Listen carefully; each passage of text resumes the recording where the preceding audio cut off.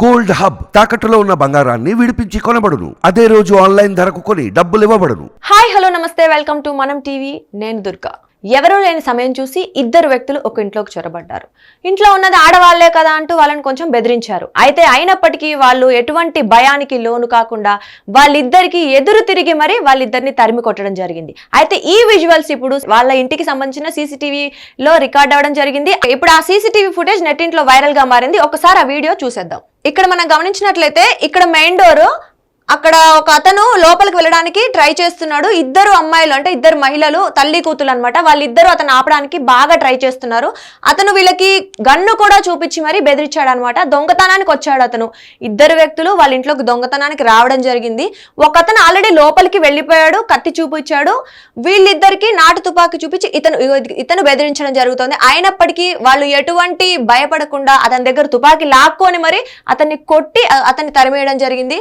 So ఇంకొక అతను లోపలే ఉన్నాడు. ఇదిగో ఆవిడ పనావిడిని కూడా అతను కత్తి లాంటిది ఏదో చూపించి ఆవిడ్ని బెదిరించింది. సో ఆవిడ బయటికి రావడం జరిగింది.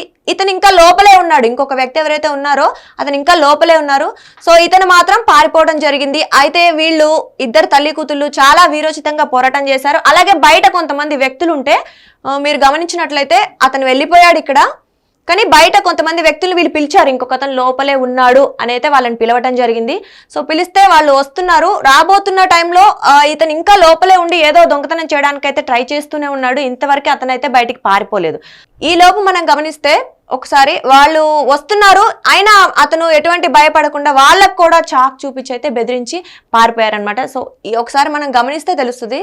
సో ఇక్కడ అతను పారిపోయినప్పుడు బయట ఉన్న వాళ్ళని వాళ్ళ తల్లి కూతురు ఎవరైతే ఉన్నారో మా ఇంట్లో దొంగలు ఉన్నారని ఇంకొక అతను ఉన్నాడని చెప్పి వాళ్ళు పిలవటం జరిగింది. సో అతను మళ్ళీ చేతిలో కత్తి చూపించి వాళ్ళకి బెదిరించి పారిపోయారు. సో ఇద్దరు వ్యక్తులు కూడా దొంగతనానికి వచ్చారు. ఆడవాళ్లే ఉంటారని వాళ్ళకి ఆల్రెడీ పక్కా సమాచారంతోనే వచ్చినట్లుగా కూడా తెలుస్తుంది. ఇంతకు ముందే వీళ్ళు ఇంట్లో పని చేశారు అని కూడా ఒక వార్త అయితే వినిపిస్తుంది. ఎంతవరకు నిజమో తెలియదు, కానీ మొత్తానికైతే ఈ ఇద్దరు ఎటువంటి ఆయుధాలు చూపించినా భయపడకుండా చాలా ధైర్యంగా పోరాటంతో ఇప్పుడు అందరూ వీళ్ళని ప్రశంసిస్తున్నారు.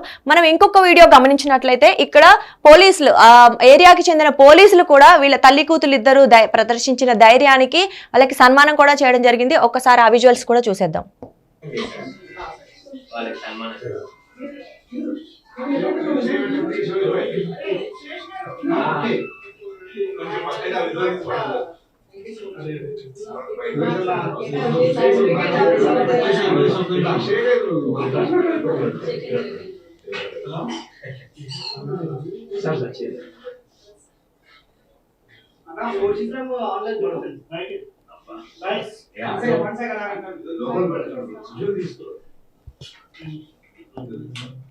అరే లోగోలు పెట్టకు మేడం.